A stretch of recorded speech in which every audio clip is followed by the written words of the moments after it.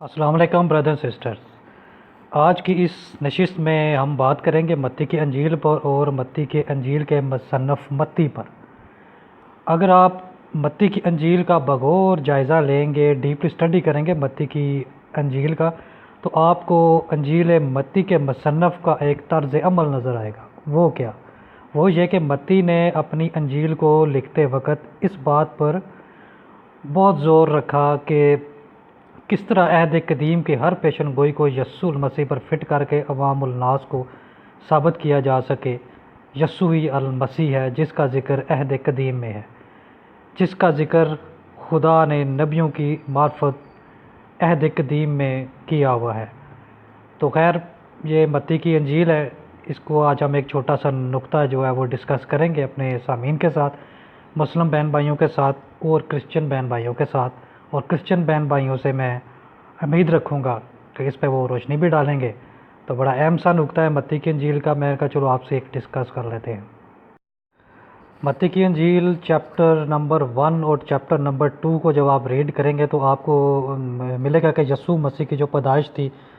وہ متی کی انجیل کا جو مصنف ہے متی، بڑے وہ موجزانہ طریقے سے طرح طرح سے وہ ایکسپلین کرتا ہے کہ ایسے ہوئی، یہ ہوا، وہ ہوا۔ خیر، اس سے وہ ہمارا ٹاپک نہیں، ہمارا جو ٹاپک ہے آج وہ باب نمبر 2 متی کی انجیل چیپٹر نمبر 2 پہ ایک چھوٹا سا جو ہے ایک ورس نمبر 1 سے لے کے جملہ نمبر 6-7 تک، اس نے یہاں پر متی نے آ کے، آپ کہہ لیں کہ متی نے کرپشن کی ہے، یا متی نے ٹیمپرنگ کی ہے، یا متی نے کھلا تضاد کیا ہے، یا دو نمبری کی ہے متی نے، ٹھیک ہے۔ اب یہاں پہ متی کی انجیل کا مصنف لکھتا ہے باب نمبر 1 میں آ کے، جب یسوع ہیرودیس بادشاہ کے زمانے میں یہودا کے بیت لحم میں پیدا ہوا تو دیکھو کئی مجوسی پورب سے یروشلم میں یہ کہتے ہوئے آئے کہ یہودیوں کا بادشاہ جو پیدا ہوا ہے وہ کہاں ہے، کیونکہ پورب میں اس کا ستارہ دیکھ کر ہم نے سجدہ کرنے آئے ہیں۔ یہ سن کر ہیرودیس بادشاہ اور اس کے ساتھ یروشلم کے سب لوگ گھبرا گئے، اور اس نے قوم کے سب سردار کانوں اور فقیوں کو جمع کر کے ان سے پوچھا کہ مسیح کی پیدائش کہاں ہونی چاہیے۔ انہوں نے اس سے کہا کہ یہودیہ کے بیت لحم میں۔ اب جو اہم نقطہ ہے نا وہ میں آپ سے ڈسکس کرنا لگوں یہاں پہ، یہ جو جملہ نمبر 6 اور 7،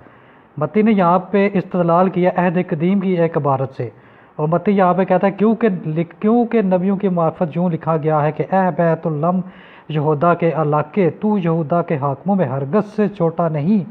کیونکہ تجھ سے ایک سردار نکلے گا جو میری امت اسرائیل کی گلابانی کرے گا۔ اب یہ متی کی عبارت ہے، متی نے غلط استدلال کیا ہے تناخ کی عہد قدیم کی ایک حوالے سے، جس میں کھلی ٹیمپرنگ اور کھلی یہ فساد بیانی کی گئی ہے، جس میں لفظوں کا کھلے عام ہیرا پھیری کر کے،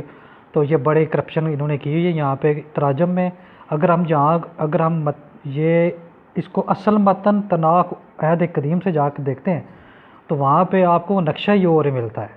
وہ میں آپ کو دکھاتا ہوں کہ وہ کس طرح یہ ہیرا پھیری یہاں پہ ہوئی ہے، اور یہ اب ہمیں مسیح بتائیں گے کہ اصل جو یہ ریالٹی کیا ہے۔ اب مقدس متی نے اپنی متی کی انجیل باب نمبر 2 میں جو 1 سے لے کے 7 تک جس عہد قدیم کی پیشن گوئی سے استدلال کیا ہے وہ بھی غلط تراجم کر کے، یا متی کے نام سے ان مسیحوں نے ایسی کرپشن کی، تو جب تک ہم تقابل نہیں کریں گے عہد قدیم کی اصل عبارت کے ساتھ اور مقدس متی کی عبارت کے ساتھ، تو آپ کسی نتیجے میں نہیں پہنچیں گے۔ اب یہ مقدس متی صاحب نے جو کام کیا ہے باب نمبر 2 میں جب لکھا ہے، انہوں نے اپنی کرپشن یہ تراجم میں کی، یہاں پہ لکھا ہے اے بیت لحم یہودا کی سرزمین، لیکن جب آپ اصل متن پہ جائیں گے جو یسوع کے پہلے کا متن ہے جو یہودی آج بھی جس پہ قائم ہے، وہاں پہ لکھا ہوا ہے اور تو اے بیت لحم افراتا۔ جب یہ دیکھیں متی کی عبارت اے بیت لحم یہود کی سرزمین اور تو اے بیت لحم افراتا میں کتنا زمین اسمان کا فرق ہے۔ اب آ جائیں متی نے جو ترجمہ کیا ہے، مسیحوں کے پاس جو انجیل ہے متی کی، اس میں عہد قدیم کی پیشن گوئی سے جو استدلال کیا ہوا اس کا ترجمہ دیکھیں، یہاں پہ تو یہودا کے رئیسوں میں ہرگز کم ترین نہیں، لیکن اصل متن میں جب آپ جائیں گے وہاں پہ ہے اور تو اے بیت، اور جو یہودا گھرانوں میں کم ترین ہے۔ دیکھیں کتنا زمین اسمان کا فرق ہے۔ کیا یہ کھلا تضاد ہے؟ نہیں۔ کیا یہ ٹیمپرنگ نہیں ہے؟ کیا یہ کرپشن نہیں ہے؟ پھر آگے جی متی نے لکھا ہے کیونکہ تجھ سے ایک حاکم نکلے گا، لیکن اصل متن کا جو ترجمہ آپ پڑھیں گے اس میں تجھ سے ہی میرے لیے وہ نکلے گا، زمین آسمان کا فرق۔ پھر لکھا ہے جو میری امت اسرائیل کی گلا بانی کرے گا، یہ متی کا تراجم، مسیحوں کا تراجم اصل تناق سے دیکھیں، جو اسرائیل کی گلا بانی کرے گا، کھلا تضاد، کھلی کرپشن آپ کو صاف واضح نظر آئے گی۔ اب یہاں پہ متی جو ہیں وہ یسوع کی پیدائش کو موزانہ رنگ دینے کے لیے تعریف سے بھی باز نہیں آتے، ٹیمپرنگ سے باز بھی نہیں آتے، تو صاف نظر آتا ہے کہ متی مفہوم میں کیا کیا تبدیلی کر کے جو ہے وہ اپنی متی کی انجیل سے منسوب نیو ٹیسٹامنٹ میں یہ کچھ ہوا ہے۔ متی فرماتے ہیں کہ بیت الحم ہرگز کم ترین نہیں، جبکہ عبرانی متن اس کے بالکل برعکس واضح بتلاتا ہے، آپ دیکھ سکتے ہیں وہاں پہ لکھا ہے یہ کم ترین حیثیت کا حامل ہے۔ اب کم ترین حیثیت کے حامل کو متی اور مسیح جو ہے وہ کس طرح اٹھا کے کم ترین کو نہیں کہتے، کہ وہ کم ترین نہیں ہے، لیکن اصل متن میں اس کو بتایا وہ کم ترین حیثیت کا حامل ہے۔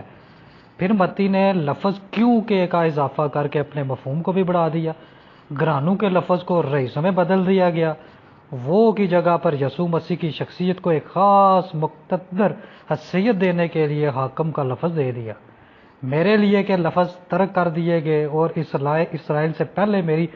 امت کا دم چھلا لگایا، مفہوم بدلنے کی خاطر بنو افراطہ کی جگہ یہودا کی سرزمین لگانا، کیا یہ تعریف نہیں ہے؟ کیا یہ ٹیمپرنگ نہیں ہے؟ کیا یہ تضاد نہیں ہے؟ اس کا تو پہلے آپ فیصلہ کر لیں، تو پھر آپ قرآن مجید کی طرف آئیں۔ میکا اس گھرانے کی بات کر رہے ہیں جس کا تذکرہ کتاب اخبار اول کے باب 2 میں موجود ہے۔ تو یہ دیکھیں جی، صاف ٹیمپرنگ، صاف کرپشن جو ہے یہ مسیح اولڈ ٹیسٹامنٹ میں استدلال کرتے ہیں، متی کے نام سے پیشن گوئی استدلال کرتے ہیں عہد قدیم سے، جس کے یہ بھی تراجم غلط کرتے ہیں۔ ٹھیک ہے، اب میں پوچھتا ہوں اپنے مسیح بھائیوں بہن بھائیوں سے اس کا کیا حل ہے؟ اب آپ کی یہ جو تراجم ٹھیک ہے یا یہودیوں کا تراجم ٹھیک ہے، اس کا فیصلہ کون سی عدالت کرے گی بھائی؟